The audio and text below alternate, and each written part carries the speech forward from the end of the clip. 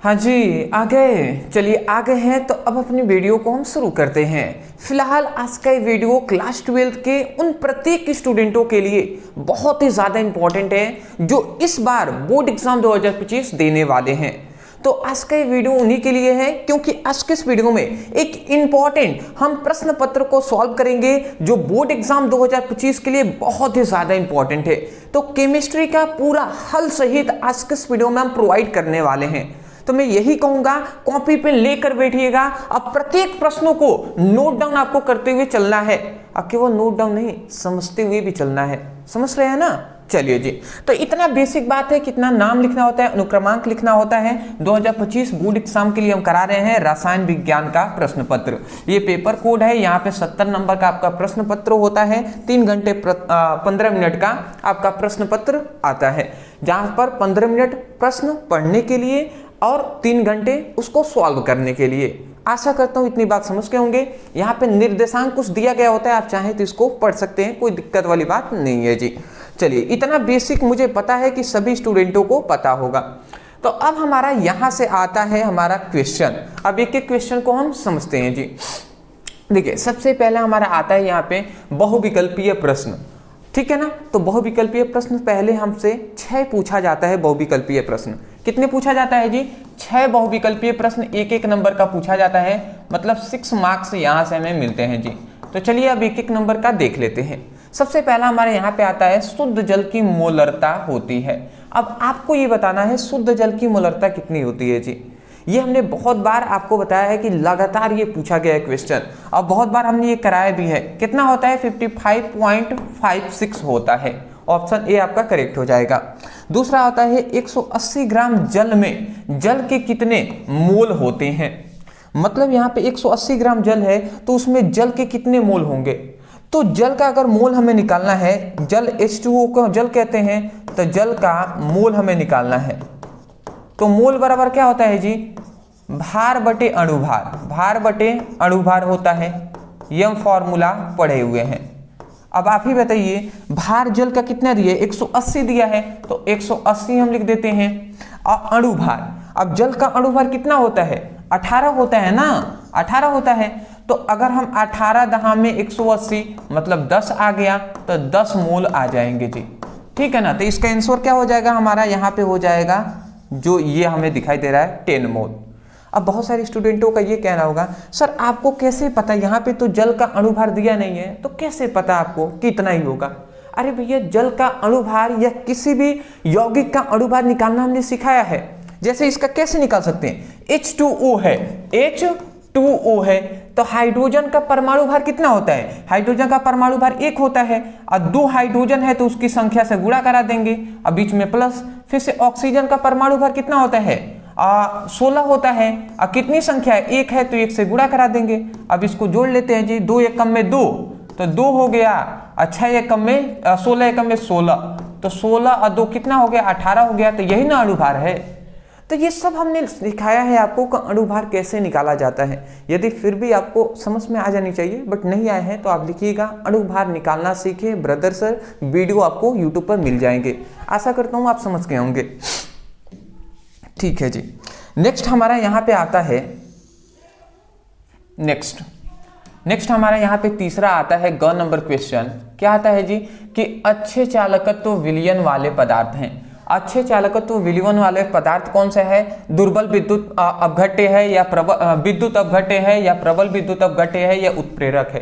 तो सबसे अच्छे चालकत्व विलयन वाला जो पदार्थ है ना, वो कौन है जी? तो वो याद रखेंगे, वो है हमारा प्रबल विद्युत अपघट्य। वही क्या है? हमारा अच्छा चालकत्व विलयन वाला पदार्थ है। अगला आता है विद्युत अपघट्य पदार्थ नहीं है। कौन है जी जो नहीं है? सोडियम क्लोराइड, ये तो विद्युत अपघट्य पदार्थ है। अमोनियम नाइट्रेट भी तो विद्युत अपघट्य पदार्थ है। यूरिया, नाइट्रिक अम्ल भी तो विद्युत अपघट्य पदार्थ है ना।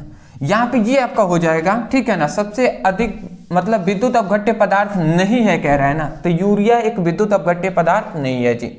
ऑप्शन आपका दूसरा करेक्ट हो जाएगा। नेक्स्ट हमारा आता है, ये तो बहुत ज्यादा इंपॉर्टेंट है, आपने इसको पढ़ लिया होगा मुझे आशा है। कह रहा है कि शून्य कोटि की अभिक्रिया के लिए वेग स्थिरांक का मात्रक है। शून्य कोटि की अभिक्रिया के लिए वेग स्थिरांक का मात्रक हमसे पूछा जा रहा है कि इसकी यूनिट क्या होता है, लीटर सेकेंड इनवर्स होता है या mole litre inverse second inverse होता है या litre mole inverse second inverse होता है, ठीक है ना, या मोल लीटर इनवर्स होता है, ठीक है ना। यहां पे दोनों ठीक है, mole litre inverse second inverse होता है ना, ये होता है आपका, ठीक है ना। Mole litre inverse second inverse ये होता है शून्य कोटि की अभिक्रिया के लिए वेग स्थिरांक का मात्रक, इसको आप याद रखेंगे, ठीक है ना। अगला आता है रंगीन आयनों का निर्माण संभव होता है, मतलब रंगीन आयनों का निर्माण कब संभव होता है, जब यौगिकों में विद्यमान होते हैं। तो देखिए रंगीन आयन कोई भी यौगिक क्यों बनाते हैं, क्योंकि उसमें अयुग्मित इलेक्ट्रॉन पाए जाते हैं, ठीक है ना, अयुग्मित इलेक्ट्रॉन पाए जाएंगे, इलेक्ट्रॉन का जोड़ा वहां पे नहीं होगा। तो यही हमारा ऑप्शन हो जाएगा यहाँ पे, ये हमारा दूसरा ऑप्शन हो जाएगा। आशा करता हूं आप समझ गए होंगे, ठीक है जी। अब देखिए, अब यहां से हमारा एक, अब देखिए अब यहां पे हमारा 6 ऑब्जेक्टिव हमने देख लिया। अब यहां से हमारा फिर से अब क्वेश्चन आता है, ध्यान से समझेंगे। सबसे पहले कह रहे हैं मोलरता और मोललता को उदाहरण सहित समझाइए, ठीक है ना, मतलब मोलरता और मोललता को उदाहरण से समझाना है। दूसरा है निष्ठ समीकरण पर टिप्पणी लिखिए, परासरण दाब को उदाहरण सहित स्पष्ट कीजिए और नाइट्रोबेंजीन बनाने की 2 विधियां लिखिए। तो ये हमारा 4 क्वेश्चन कहा गया। अब चलिए एक एक क्वेश्चन को सॉल्व करते हैं। मैं आपको बता दूं, एक एक क्वेश्चन को मैं सॉल्व कराऊंगा, बस मैं एक रिक्वेस्ट करूंगा, ध्यान से आपको समझने पे फोकस करना है, रट कर याद नहीं करना है, समझ कर याद करना है, ठीक है ना। चलिए सबसे पहले मोलरता और मोललता को समझते हैं जी। तो यहां पे हमने लिख दिया है, देखिए यहां पे हमारा है मोललता, तो मोललता ही समझ लेते हैं जी। कह रहा है किसी विलायक के 1 किलोग्राम, कोई भी विलायक है तो किसी विलायक के 1 किलोग्राम में उपस्थित विलेय के मोलों की संख्या को मोललता कहते हैं। और इसका मात्रक क्या होता है, मोल प्रति किलोग्राम होता है। मतलब सिंपल वे में कहें तो मोलरता इक्वल टू एक फॉर्मूला होता है जिसको आपको याद रखना है। मोललता इक्वल टू होता है विलेय का भार, विलेय का भार नहीं होता है, विलेय का मोल, अब बटे क्या होता है, विलेय का मोल बटे क्या होता है, विलायक का भार, और वो भी किसमें, किलोग्राम में होता है, ठीक है ना। तो ये हमारा देख लीजिए, ये मैं आपसे बता दूं,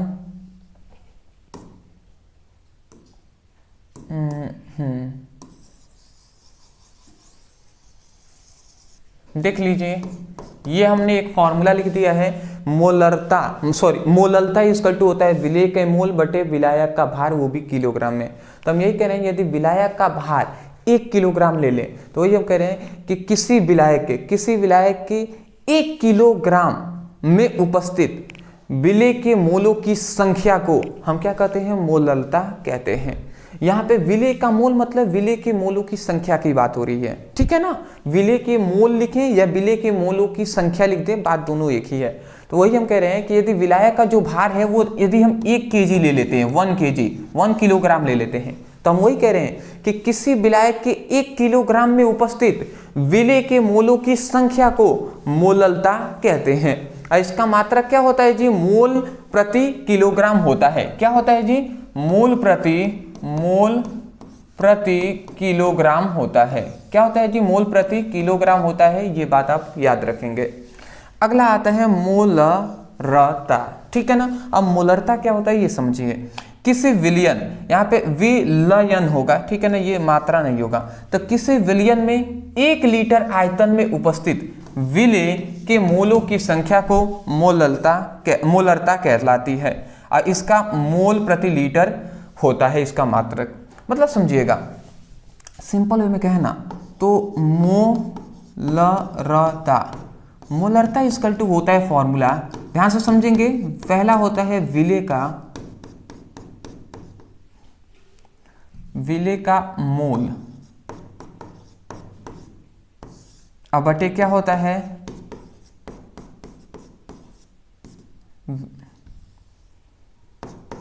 विलयन का आयतन,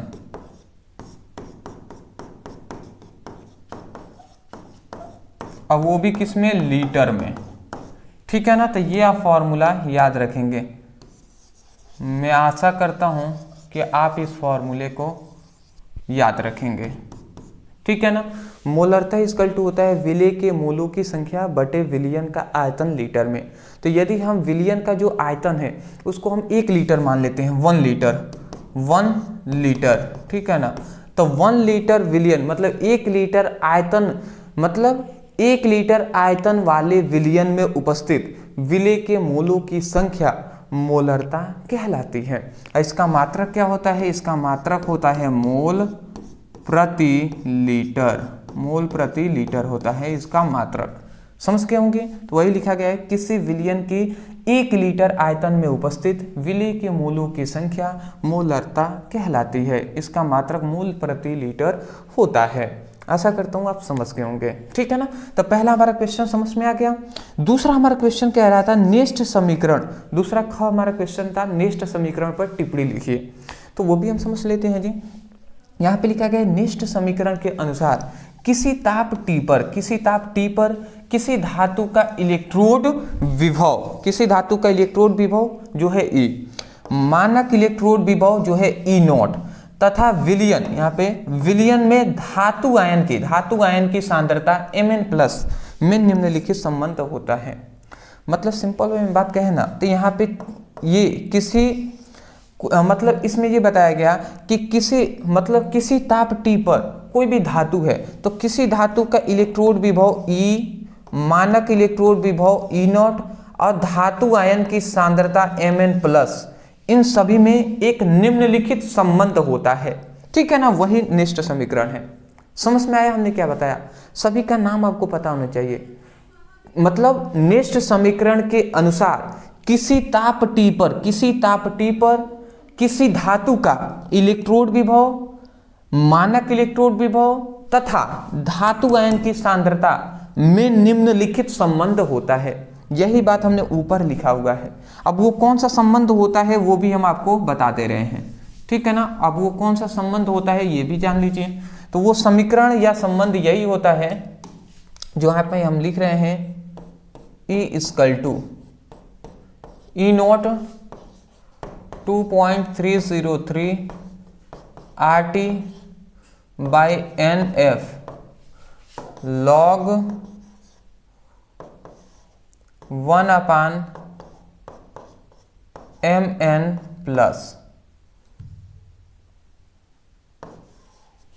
ठीक है जी,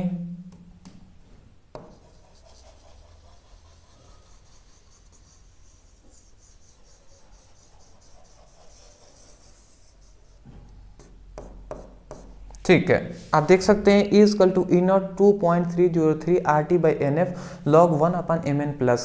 जहां पे याद रखेंगे R क्या है, R है गैस नियतांक। जहां R क्या है, R याद रखेंगे गैस नियतांक है। यहाँ पे T क्या है, परमताप है।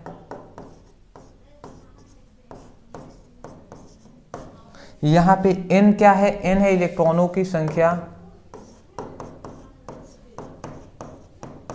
सॉरी N इलेक्ट्रॉनों की संख्या,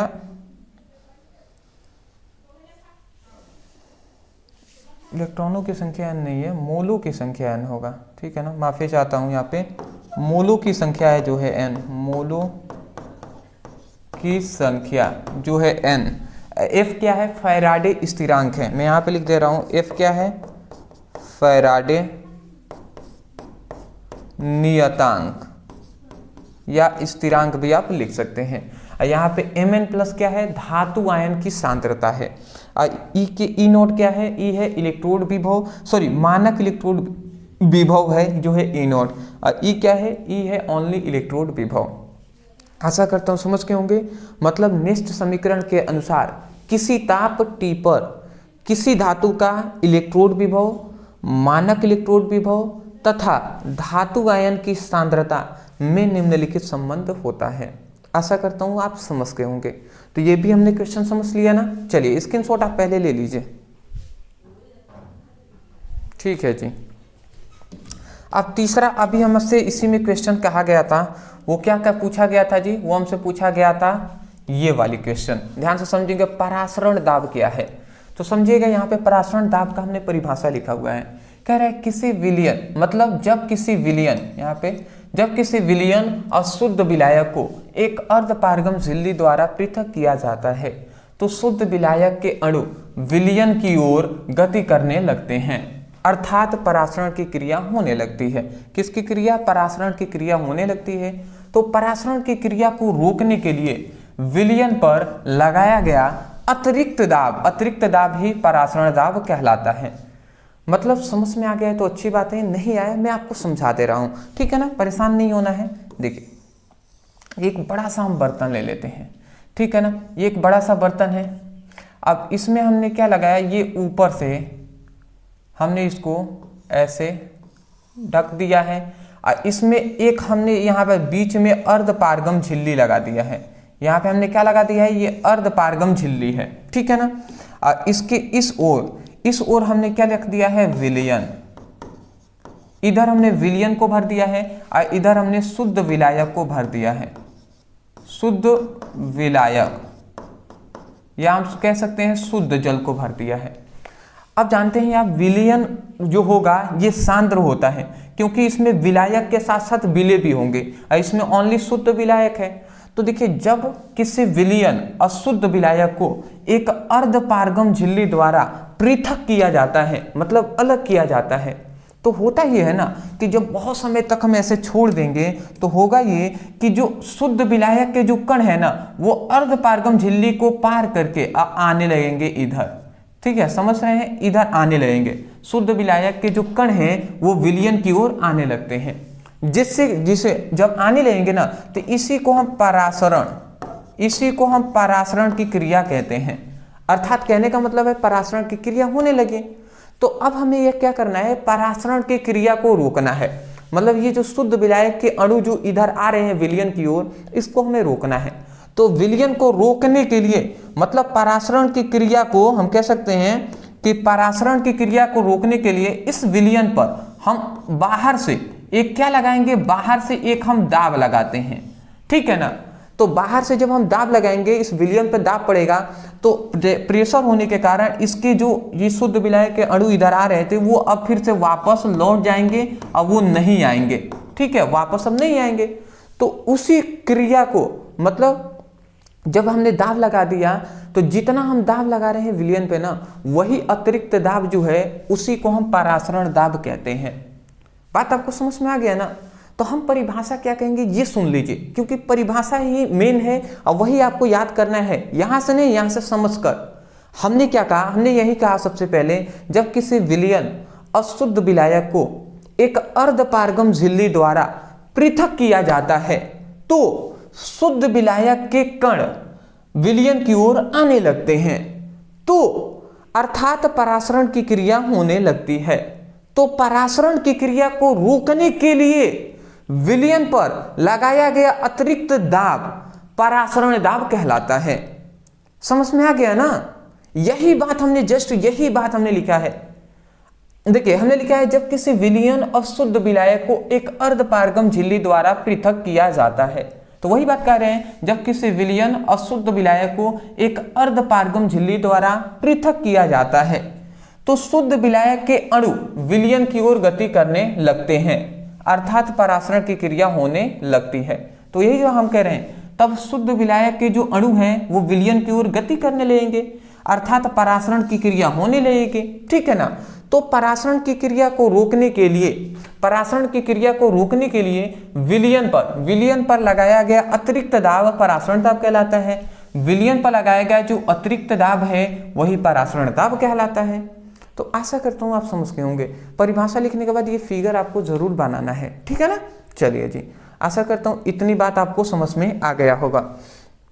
अंतिम एक और हमारा यहाँ पे क्वेश्चन था, ठीक है ना, यही क्वेश्चन था ना। देखिए ये भी देख लिया, मोलरता भी देख लिया, निष्ठ समीकरण भी, परासरण दाब भी समझ लिया, नाइट्रोबेंजीन बनाने की विधि है। अब हमें क्या करना है, हमें बनाना है नाइट्रोबेंजीन बनाने की विधि, अब हमें देखना है, ठीक है ना। तो बहुत ही सिंपल है जी नाइट्रोबेंजीन बनाना। सबसे पहले हम बेंजीन को लेंगे, ठीक है ना। यहां पे मैं बता दे रहा हूं, सबसे पहले हम क्या लेते हैं, बेंजीन को ले लेते हैं। तो बेंजीन का सूत्र होता है C6H6। बेंजीन को लेंगे और इसको हम नाइट्रिक अम्ल के साथ इसकी क्रिया करा देंगे, ठीक है ना। नाइट्रिक अम्ल के साथ किसकी क्रिया कराएंगे, तो जैसे ही हम क्रिया कराते हैं ना, तो होता यहाँ पे ये है, देखिए ध्यान से समझिए, यहाँ से एक हाइड्रोजन निकलता है, 6 हाइड्रोजन है, यहाँ से एक हाइड्रोजन निकलेगा, यहाँ से एक हाइड्रोजन निकलेगा और यहाँ से 3 ऑक्सीजन है तो एक ऑक्सीजन निकलेगा।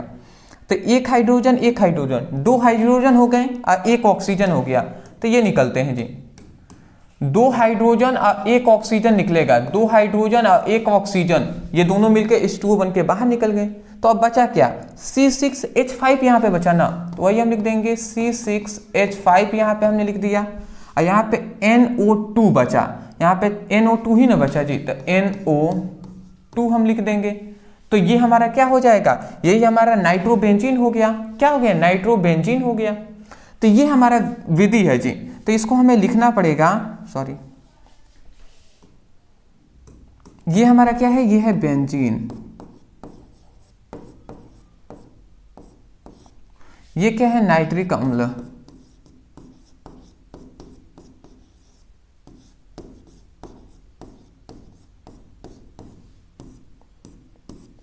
ये क्या है हमारा, नाइट्रोबेंजीन।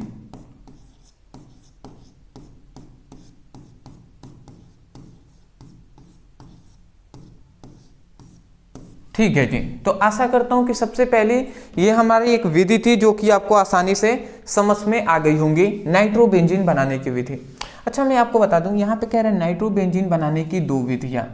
याद है आपको, हमने ये क्वेश्चन बहुत बार कराया हुआ है। तो एक विधियां हम आपको यहाँ पे बता दिए हैं, एक विधि आपको क्या करना है, हमें कमेंट सेक्शन में यदि आपको टाइपिंग आता है अच्छे तरीके से तो टाइप करके बताइएगा, ठीक है ना। और नहीं भी बताएंगे तो कोई दिक्कत वाली बात नहीं है, बट हाँ आप जरूर एक और विधि आप अपने तरफ से तैयार कर लीजिएगा। नहीं करेंगे तो आप केवल कमेंट में कह दीजिएगा कि व्हाट्सएप ग्रुप में एक और विधि डाल दीजिए, तो मैं डाल दूंगा।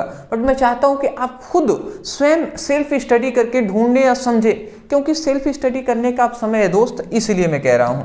चलिए जी आगे बढ़ते हैं, अब हम समझते हैं। तो पहला हमारा ये क्वेश्चन कंप्लीट। अब आता है तीसरा का क। अब इसमें भी 4 हमारे क्वेश्चन है। सबसे पहला ग्लूकोज और फ्रक्टोज की संरचना में अंतर स्पष्ट करना है। दूसरा प्रोटीन का मुख्य स्रोत और शरीर में उसका कार्य बताना है। आप टालुइन से बेंजोइक अम्ल कैसे प्राप्त करना है। रासायनिक संकेत देते हुए विलियमसन ईथर संश्लेषण पर संक्षिप्त में टिप्पणी लिखना है। तो ये सब इतने हमारे क्वेश्चन है जी। चलिए अब करते हैं। सबसे पहले ग्लूकोज और फ्रक्टोज की संरचना में अंतर करते हैं। तो देखिए यहाँ पे हमने आंसर लिख दिया है, एक एक करके समझते हैं जी। सबसे पहला यहाँ पे आता है ग्लूकोज और फ्रक्टोज की संरचना। ग्लूकोज और फ्रक्टोज की संरचना, देखिए ग्लूकोज क्या है, ग्लूकोज में जानते हैं एल्डिहाइड समूह पाया जाता है। जो फ्रक्टोज होता है उसमें कीटोन समूह पाया जाता है। तो यही बात यहाँ पे कुछ पॉइंट लिखे गए हैं, इसको ध्यान से समझेंगे। ग्लूकोज एक क्या होता है, एल्डोहेक्सोस होता है, जिसे इसे डेक्सट्रोज भी कहते हैं, ठीक है ना। जबकि फ्रक्टोज क्या है, एक महत्वपूर्ण कीटोन कीटोहेक्सोज होता है, कीटोहेक्सोज होता है। मतलब ग्लूकोज एक एल्डोहेक्सोस होता है जिसे डेक्सट्रोज के नाम से जानते हैं, और फ्रक्टोज एक क्या होता है, एक कीटोहेक्सोस होता है, ठीक है ना। इतनी बात समझेंगे। यहाँ पे एक और नोट्स में पॉइंट याद रखेंगे कि ग्लूकोज में एल्डिहाइड समूह उपस्थित होते हैं, जबकि फ्रक्टोज में कीटोन समूह उपस्थित होते हैं। इतनी बात आप समझ गए, ठीक है जी। अब आती है ग्लूकोज और फ्रक्टोज की संरचना। संरचना में आपको बता दे रहा हूं, यहाँ पे CHO और नीचे क्या हो जाएगा CH2OH, first second third fourth, यहाँ पे OH, यहाँ पे OH, यहाँ पे H, यहाँ पे OH, यहाँ पे H, यहाँ पे OH, H और H। तो ये हमारा जो फिगर यहाँ पे बनाए हैं हमने संरचना, ये हमारा ग्लूकोज की संरचना है, ठीक है ना। CHO ऊपर लिख देंगे और नीचे CH2OH लिखेंगे। अब देखिए OH OH H OH, और जस्ट इसके अपोजिट जहां OH लिखेंगे इधर H लिखेंगे, इधर OH है तो इधर H, इधर H है तो इधर OH, OH है तो H, इस तरीके से लिख देंगे। और ये हमारे किसकी संरचना हो गई जी? ये हमारा ग्लूकोज की संरचना हो गई है, ग्लूकोज की संरचना। अब मैं आपको बताना चाहूंगा, ये तो ग्लूकोज की संरचना है, इसमें देखिए कीटोन समूह उपस्थित है कि नहीं? CHO मतलब कीटोन समूह, तो ये उपस्थित है जी। अगला आता है फ्रक्टोज। अब फ्रक्टोज की हमें संरचना बनानी है, तो फ्रक्टोज की संरचना कैसे बनाएंगे? CH2OH, ठीक है ना, और C डबल बॉन्ड O, और फिर से नीचे क्या लिख देंगे? CH2OH, एक बंद, दो बंद और तीन बंद हो गया, OH OH H, और H है तो इधर OH, इधर H और इधर H। तो यहाँ पे भी आपको ये हमारा जो संरचना दिखाई दे रहा है, ये क्या है? फ्रक्टोज की संरचना है।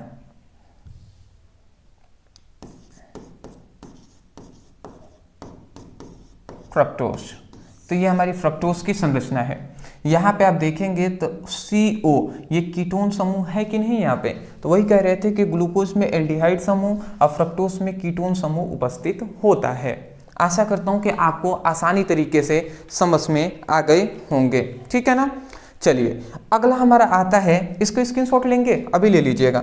दूसरा हमारा क्वेश्चन इसमें कहा गया था प्रोटीन का स्रोत। प्रोटीन का स्रोत क्या है? तो दूध है, अंडा है, दाल है, मछली है, मांस है, मूंगफली है, सोयाबीन है, आदि हो सकते हैं। इसका प्रोटीन का कार्य क्या होता है? तो जीव द्रव्यों के निर्माण में इसका कार्य होता है, एंजाइमों के निर्माण में इसका कार्य होता है, शरीर को ऊर्जा देने में कार्य होता है, उत्तकों को हम कह सकते हैं, उत्तकों को हम कह सकते हैं भरने में भी कार्य किया जाता है। मतलब भरने का मतलब यह है ना कि जो उत्तक होते हैं, मान लेते हैं कहीं पर आपका हाथ कट गया, ठीक है, थोड़ा सा हाथ कट गया है, या फिर कहीं पर क्या हो गया, थोड़ा सा हाथ कट गया है, तो आप देखेंगे धीरे धीरे वो भर जाता है घाव। तो भरना का मतलब क्या है? जो उत्तकों का जो भरता है ना, तो उत्तक मतलब पहले तो वहां पे नहीं थे, ठीक है, पर फिर से आ गए हैं। पता नहीं आप समझ पा रहे हैं नहीं मैं क्या कह रहा हूं? मतलब मान लेते हैं कहीं ये आपका मान लेते हैं थोड़ा सा पैर है, अब पैर में मान लेते हैं ये हमारा मतलब किसी का पैर है। अब क्या हुआ, यहाँ पे थोड़ा सा इसको क्या लगा है? चोट लग गया है। तो पहले तो वहाँ पे देखेंगे तो जब चोट लगा होगा तो वहाँ पे बहुत सारे जो हम कह सकते हैं स्किन है वो उड़ गए होते हैं, मतलब नष्ट हो गए होते हैं। फिर से आप देखेंगे कुछ वर्ष बाद ये पूरी तरीके से भर जाते हैं, अच्छे हो जाते हैं। तो वहाँ पे उत्तक, नए उत्तक आए ना, तो वही नए उत्तकों के निर्माण में भी प्रोटीन का उपयोग होता है। तो आशा करता हूँ आप समझ गए होंगे हमने क्या कहने का प्रयास किया है। स्क्रीनशॉट ले लीजिए। चलिए जी, अब यहाँ पे हमारा आता है तीसरा, यहाँ पे ग नंबर क्वेश्चन था कि आप टालवीन से बेंजोइक अम्ल कैसे हम प्राप्त करेंगे, ठीक है ना। तो आप टालवीन से हमें बेंजोइक अम्ल प्राप्त करना है। चलिए जी अब हम करके दिखाते हैं। देखिए सबसे पहले आप टालवीन से बेंजोइक अम्ल हमें प्राप्त करना है, तो ना हम इसको बेंजीन से भी प्राप्त कर ले सकते हैं। मतलब बेंजीन से सबसे पहले हम प्राप्त करेंगे जी, ठीक है ना। जैसे कि हम बेंजीन यहां पे ले लेते हैं, ठीक है, बेंजीन हमने ले लिया। इसको मेथिल क्लोराइड से हम इसकी क्रिया करा लेते हैं। बेंजीन को मेथिल क्लोराइड या क्लोरोमेथेन से हम इसकी क्रिया कराएंगे। तो देखिए यहाँ पे जानते हैं कि ये 6 सिरा बेंजीन का होता है, 6 पर हाइड्रोजन होता है, तो एक हाइड्रोजन केवल हम इस पर दिखा रहे हैं। तो यहाँ से ये हाइड्रोजन, ये Cl, ये आपस में क्रिया कर लेते हैं। हाइड्रोजन और Cl आपस में क्रिया करके ये क्या बनाते हैं? ये बाहर यहाँ से निकल जाते हैं -HCl। तो ये HCl बाहर निकल गए। तो अब इधर बचा क्या? इधर यही ना बचा जी, यहाँ पर CH3 जो है ये यहाँ पे जाकर ये CH3 हाइड्रोजन पे जाकर ऐड हो जाएगा, जुड़ जाएगा। तो यहाँ पे क्या बनेगा? बेंजीन है ये, और यहाँ पे CH3 जुड़ जाएगा। समझ रहे हैं? तो ये क्या हो गया? आप टालवीन हो गया, मतलब ये टालुइन हो गया। ये क्या है? बेंजीन है। तो देखिए हमसे क्या कहा गया है कि टालुइन से बेंजोइक अम्ल हमें प्राप्त करना है। तो सबसे पहले हमने टालुइन का निर्माण कर लिया ना। अब टालुइन को हम क्या करेंगे? ऑक्सीकरण करा देंगे।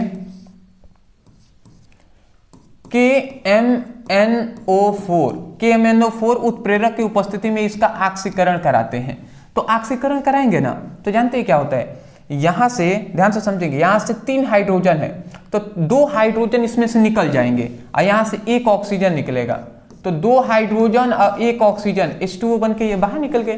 तो अब यहाँ पे क्या बचा, CH ओनली बचा हुआ है। यहाँ से 2 ऑक्सीजन आते हैं, यहाँ पे ऐड हो जाते हैं, तो ऐड होंगे तो ये हमारा क्या है, बेंजीन है। और यहाँ पे देखिए C है और फिर से 2 ऑक्सीजन यहाँ पे ऐड हो जाएंगे, यहाँ पे एक और H है तो एक H हो गया। तो यहाँ पे ये जो बनाना यही हमारा क्या है, बेंजोइक अम्ल है। ये क्या है हमारा, बेंजोइक अम्ल है, बेंजोइक अम्ल है। तो आशा करता हूं कि आपको समझ में आ गया होगा, ठीक है ना। तो आप टॉल्यूइन से बेंजोइक अम्ल ऐसे प्राप्त करते हैं, समझ रहे हैं ना। मतलब यहां से हमारा कितना, 3 ऑक्सीजन निकला है, 1 ऑक्सीजन तो 2 हाइड्रोजन के साथ ऐड होकर ये बाहर निकल गया है। अब एक तो इधर निकल गया, 2 ऑक्सीजन बचे, तो ये 2 ऑक्सीजन OH बीच में जुड़ गए हैं, तो ये आप टॉल्यूइन हमें बन गया। आशा करता हूं कि आपको समझ में आ गई होंगी, ठीक है ना। चलिए जी, अब हमारा आता है विलियमसन ईथर संश्लेषण। अब विलियमसन ईथर संश्लेषण क्या होता है, इसको से हम समझ लेते हैं। विलियमसन ईथर संश्लेषण है ना, तो इसमें हम क्या करते हैं, इसमें हम सोडियम एथॉक्साइड को ले लेते हैं, जैसे कि C2H5ONA, सोडियम एथॉक्साइड को लेंगे और इसको हम क्या करेंगे, C2H5I, मतलब एथिल आयोडीन से हम इसकी क्रिया करा देंगे, ठीक है ना। तो जैसे ही हम इसकी क्रिया कराते हैं, तो इनकी क्रिया कराएंगे तो जानते हैं क्या होता है, यहाँ से ये कुछ नहीं होता है, मतलब यहाँ से सोडियम निकलता है, यहाँ से I निकलता है, ये बाहर निकल जाते हैं सबसे पहले। तो ये सोडियम आयोडीन है, ये बाहर निकल गया, तो बचा क्या अब, C2H5O C2H5, यही ना बचा जी। तो यही हम लिख देंगे C2H5O C2H5। तो ये हमारा क्या बन गया, ईथर का निर्माण हो गया, डाई एथिल ईथर, ठीक है ना। तो ये हमारा डाई एथिल ईथर का निर्माण हो गया है। अब चाहे तो आप यहां पे लिख सकते हैं, ये क्या है, सोडियम एथॉक्साइड है, सोडियम एथॉक्साइड।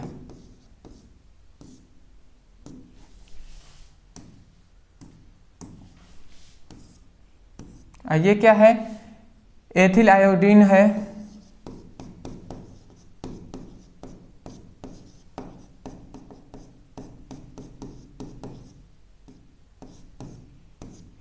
ये क्या है, ये है डाई एथिल ईथर।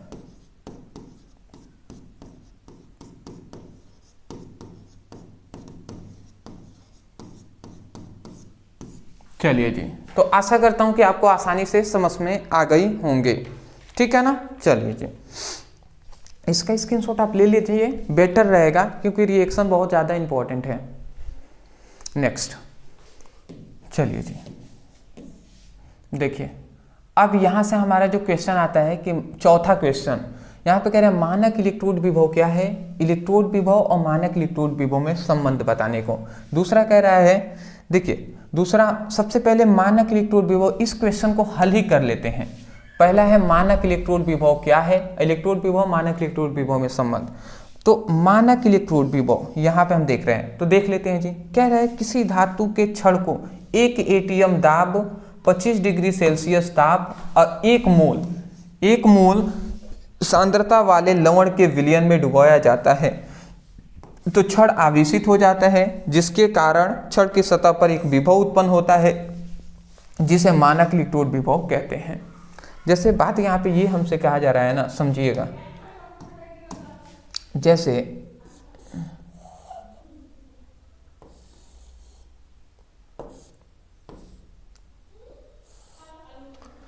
कि यहाँ पे क्या है, एक बर्तन हमने ले लिया। अब इस बर्तन में हमने विलयन को भरा गया है। अब इस बर्तन में हमने विलयन तो भरा है, परंतु यहाँ पे एक और बात याद रखेंगे, इस बर्तन में हमने विलयन को भरा है, तो इसमें बर्तन में हमने कॉपर सल्फेट का विलयन हमने भरा हुआ है, तो कॉपर के ही छड़ को इसमें हम डुबोएंगे, समझ रहे हैं। तो मतलब जिस धातु को हमने इसमें डुबाया है ना, तो जब हम डुबाएंगे, मतलब जिस विलयन इसमें, जो विलयन इसमें भरा गया है, इसमें विलयन है, तो उसी के लवण लवण के जो धातु है कॉपर का, तो कॉपर के ही लवण के विलयन में हम डुबाएंगे। जैसे कॉपर का धातु है तो कॉपर सल्फेट के विलयन में हम डुबा रहे हैं, ठीक है ना। जिंक होता तो जिंक सल्फेट के धातु में हम डुबाते।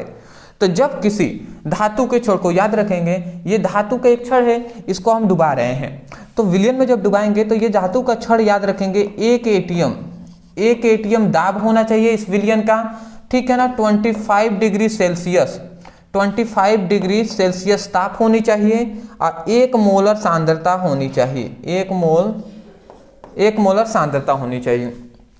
तो जब किसी धातु के क्षण को 1 एटीएम दाब, 25 डिग्री सेल्सियस ताप और 1 मोलर सांद्रता पर उसी लवण के विलयन में डुबाया जाता है, तो ये जो धातु का सतह है, तो धातु की सतह पर एक आवेश उत्पन्न हो जाता है या धातु की सतह आवेशित हो जाती है, जिसके कारण इस धातु की सतह पर एक विभव उत्पन्न होता है जिसे हम मानक इलेक्ट्रोड विभव कहते हैं।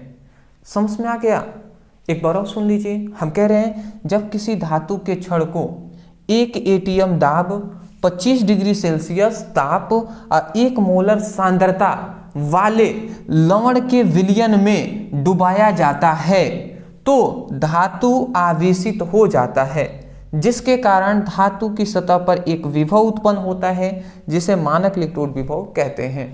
वही बात लिखने के बाद आपको ये लिख देना है, ये फिगर बना लेना है और एक और लिख देना है कि मानक इलेक्ट्रोड विभव को ई नोट से प्रदर्शित करते हैं, ठीक है ना। अगला आता है इलेक्ट्रोड विभव और मानक इलेक्ट्रोड विभव में संबंध। तो इलेक्ट्रोड विभव और मानक इलेक्ट्रोड विभव में संबंध जो होता है वो यही होता है, ई नोट 2.303 RT बाई NF, और यहाँ पे क्या होता है log 1/mn प्लस। समझ रहे हैं? तो ये फॉर्मूला अभी हमने नेक्स्ट समीकरण में बताया है। तो इलेक्ट्रोड विभव और मानक इलेक्ट्रोड विभव में जो संबंध है वो उसी को नेक्स्ट समीकरण हम कहते हैं, क्योंकि ये इलेक्ट्रोड विभव है, ये मानक इलेक्ट्रोड विभव है, इन्हीं का तो संबंध नेक्स्ट समीकरण कहलाता है। तो यही आप लिख देंगे। संबंध पूछा जा रहा है तो ये संबंध में आप केवल ये रिएक्शन समीकरण भी लिख देंगे ना तो चल जाएगा काम। आर क्या है? गैस नियतांक है, टी क्या है? परमताप है, एन मोलों की संख्या है, एफ फैराडे स्थिरांक है, mn प्लस धातु आयन की सांद्रता है, ई नोट क्या है? मानक इलेक्ट्रोड विभव है, ई क्या है? इलेक्ट्रोड विभव है। तो ये आप लिख देंगे, ठीक है ना। इलेक्ट्रोड विभव मानक इलेक्ट्रोड विभव में संबंध, ठीक है। आशा करता हूँ आप समझ गए होंगे। आप चाहें तो हिंदी में भी लिख सकते हैं पहले कि ऐसे लिख सकते हैं कि ऐसे आप लिख सकते हैं कि ऐसे लिख दीजिएगा कि किसी ताप T पर किसी धातु का इलेक्ट्रोड विभव, मानक इलेक्ट्रोड विभव तथा धातु आयन की सांद्रता mn प्लस में निम्नलिखित संबंध होता है, और ये लिख देंगे, काम कंप्लीट हो जाएगा। या चुपचाप इतना लिखने के बाद फिगर बना लीजिएगा और हेडिंग डालिएगा इलेक्ट्रोड विभव मानक इलेक्ट्रोड विभव में संबंध, और नीचे ये समीकरण लिख देंगे, काम कंप्लीट हो जाएगा। समझ गए ना? चलिए स्क्रीनशॉट आप लेंगे, ले लीजिए।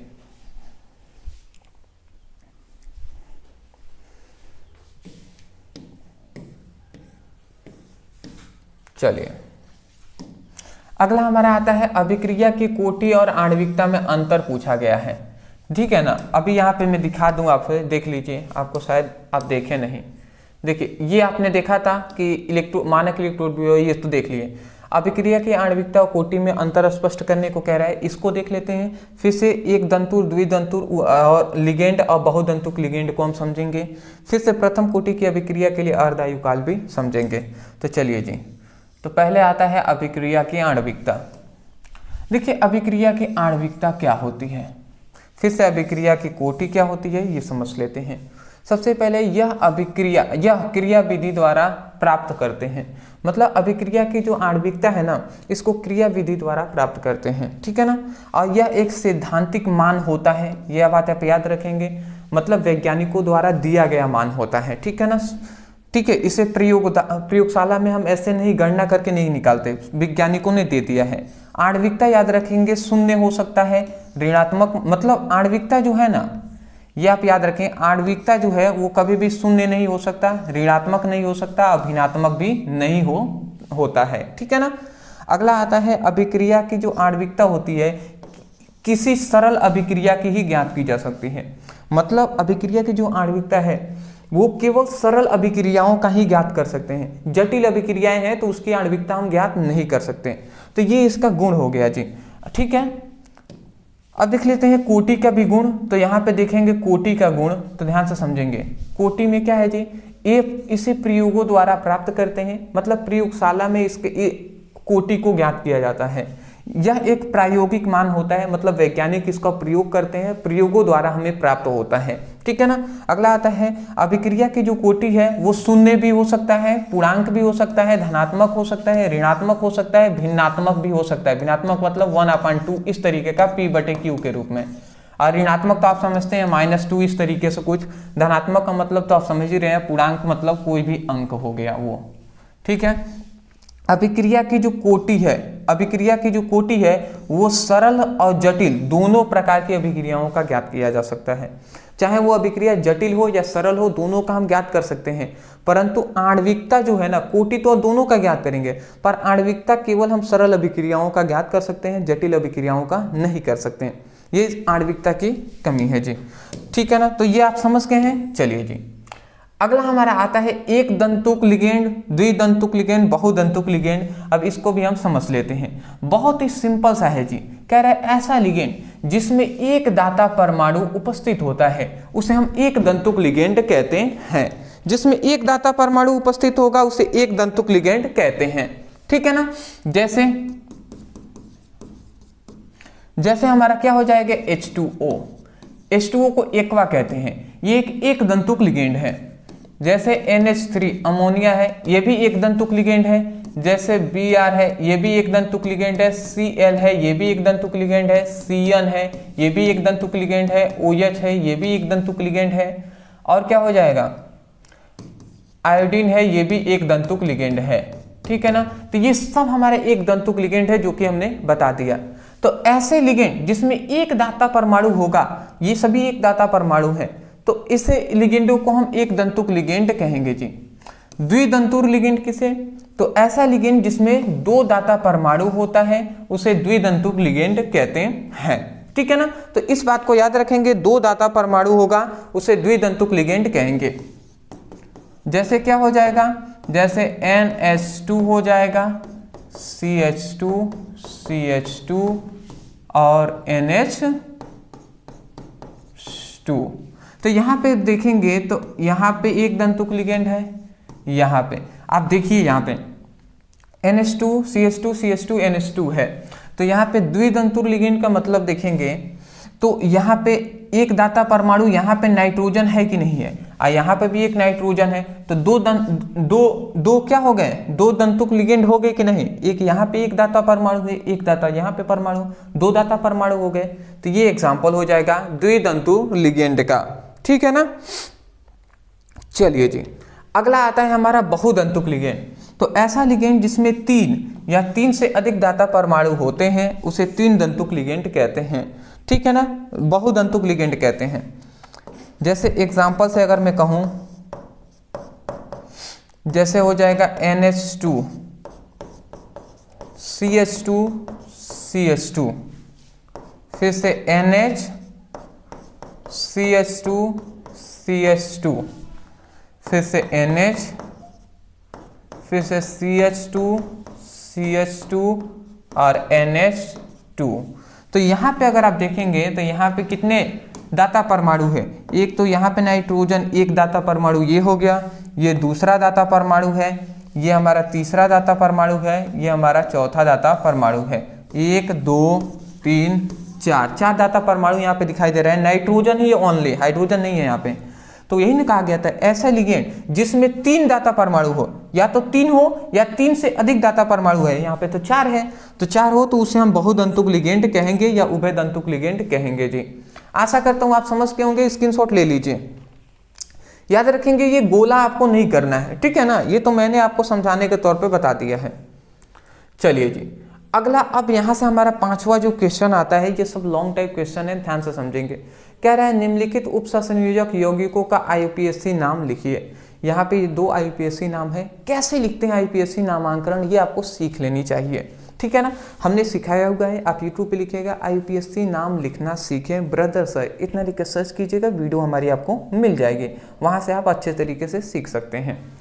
यहाँ पे कह रहा है कि इसका जो ये एक उपसंयोजक यौगिक है, इसकी ज्यामिति समन्वय संरचना बनाइए। तो समन्वय संरचना कैसे बनता है ये आपको सीख लेनी चाहिए, ठीक है ना। देखिए, अभिक्रिया की कोटि और आणविकता को परिभाषा और दोनों में अंतर स्पष्ट कीजिए। अभिक्रिया की आणविकता और कोटि क्या होता है ये आपको बताना है। YouTube पे लिखिएगा अभिक्रिया की आणविकता ब्रदर सर, वीडियो हमारी मिलेगा, वहां से सीख लीजिएगा कि आणविकता क्या होता है, सब हमने पढ़ा दिया है। लॉन्ग टाइप क्वेश्चन है, क्योंकि समय हमारे पास कम है इसलिए हम थोड़ा सा कह दे रहे हैं कि आप इसको तैयार कर लेंगे। अगला कीजिए, सिद्ध कीजिए कि प्रथम कोटि की अभिक्रिया 3/4 पूर्ण होने में लगा समय उसके अर्धायु काल का 2 गुना होता है। ये हमें सिद्ध करना है जी। तो इस टाइप का हमने जो हम कह सकते हैं न्यूमेरिकल हमने इस टाइप का कराया हुआ है। आप ज़रूर इस न्यूमेरिकल जब भी हम 3 नंबर वाला कराएंगे, 4 नंबर वाला कराएंगे तो देखिएगा। अभी हमने कल ही आपको न्यूमेरिकल कराया था फिजिक्स के 3 नंबर वाले का, मैंने देखा उतना अच्छा रिस्पॉन्स नहीं था जैसे मैंने सोचा हुआ था। तो बहुत ही दुख हुआ कि पूरे संपूर्ण किताब से हम 2 नंबर 3 नंबर वाले न्यूमेरिकल को करा रहे हैं, 4 नंबर 5 नंबर वाले, बट फिर भी आपका रिस्पॉन्स जब अच्छा नहीं आता है ना तो दिल में दुख होता है यार। तो मैं यही कहूँगा दोस्त कि यदि आप अभी तक इस वीडियो को देख रहे हैं तो आप भी सपोर्ट कीजिएगा, ठीक है ना, क्योंकि दुख होता है जब अच्छा रिस्पॉन्स नहीं आता है इतना मेहनत करने के बाद भी। तो ये बातें हैं जी। अगला आता है ग नंबर हमारा क्वेश्चन है कि उपसंयोजक यौगिकों के बर्नर सिद्धांत की अवधारणाएं के लिखिए। बर्नर सिद्धांत ब्रदर से लिख लीजिएगा, वीडियो मिल जाएगा। सेंडमेयर अभिक्रिया द्वारा क्लोरोबेंजीन बनाने का रासायनिक समीकरण लिखिए। और इसके साथ साथ आपको यहाँ पे कह रहे हैं AlCl3 की उपस्थिति में क्लोरोबेंजीन को नाइट्रिक अम्ल और क्लोरोफॉर्म से होने वाली अभिक्रियाओं का रासायनिक समीकरण लिखिए। और फ्रियोन का सूत्र उपयोग लिखिए। मतलब चुपचाप आप केवल लिखिएगा क्लोरोबेंजीन बनाने की विधि ब्रदर सर, इतना लिख के सर्च करेंगे, हमारी एक वीडियो मिलेगा जो है क्लोरोबेंजीन बनाने की विधि। तो उसको पढ़ लेंगे ना तो उसमें हमने ये सब रिएक्शन भी रासायनिक जब गुण पढ़ेंगे तो उसमें हमने इनका कराया हुआ है, वो पढ़िएगा, सब समझ में आ जाएगा जी, ठीक है ना। तो ये सब आपको तैयार करना है। अगला ये हमारा छठा आता है 5 नंबर वाले क्वेश्चन कि प्रयोगशाला में क्लोरोफॉर्म बनाने की विधि का रासायनिक समीकरण लिखिए। भौतिक गुण और रासायनिक गुण लिखिएगा। क्लोरोफॉर्म बनाने की विधि ब्रदर सर, वीडियो मिल जाएंगे। अथवा में यहाँ पे हमने दे दिया है एथिल एल्कोहल बनाने की विधि का उल्लेख कीजिए, इसका भौतिक गुण और रासायनिक गुण लिखिए। एथिल एल्कोहल बनाने की विधि ब्रदर सर, वीडियो मिल जाएगा। या एथिल एल्कोहल को एथेनॉल के नाम से भी जानते हैं, ये भी बात आपको पता होनी चाहिए। अगला आता है निम्नलिखित पर संक्षिप्त में टिप्पणी लिखिए। नेमिंग रिएक्शन है ये सभी, इटाइलिन अभिक्रिया, रोजेमुंड अभिक्रिया, एल्डोल संघनन, गाटरमैन कोच अभिक्रिया, कैनिजारो अभिक्रिया, ये हमने करा दिया है। आप केवल नाम लिखकर भी सर्च करेंगे, वीडियो मिल जाएगा। जैसे गाटरमैन कोच अभिक्रिया पढ़ना है, लिखिएगा गाटरमैन कोच अभिक्रिया ब्रदर सर, वीडियो मिल जाएगा। या अभी हमने 2 दिन पहले ही सभी नेमिंग रिएक्शन को करा दिया है।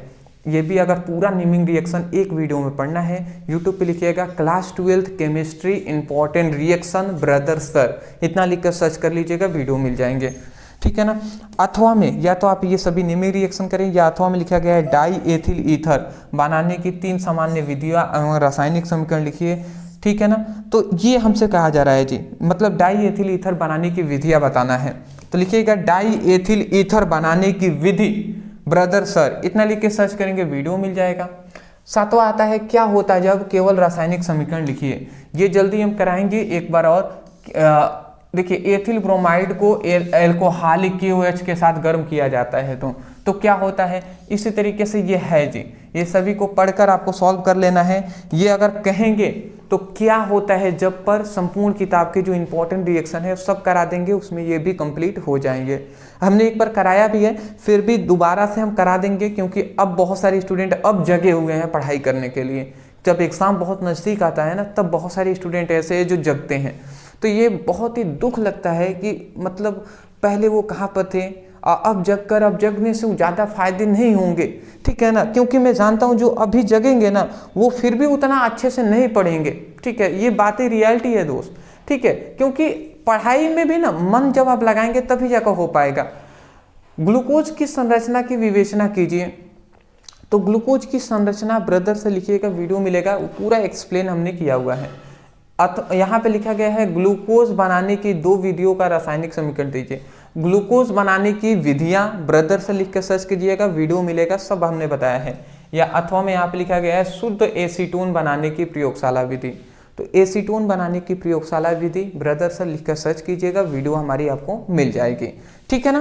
तो आशा करता हूँ आपको समझ में आ गई होंगी। तो ये सभी टॉपिक को आप सर्च करके भी, मैं तो सब कुछ बताता हूँ कैसे आप सर्च करके पढ़ाई कर सकते हैं।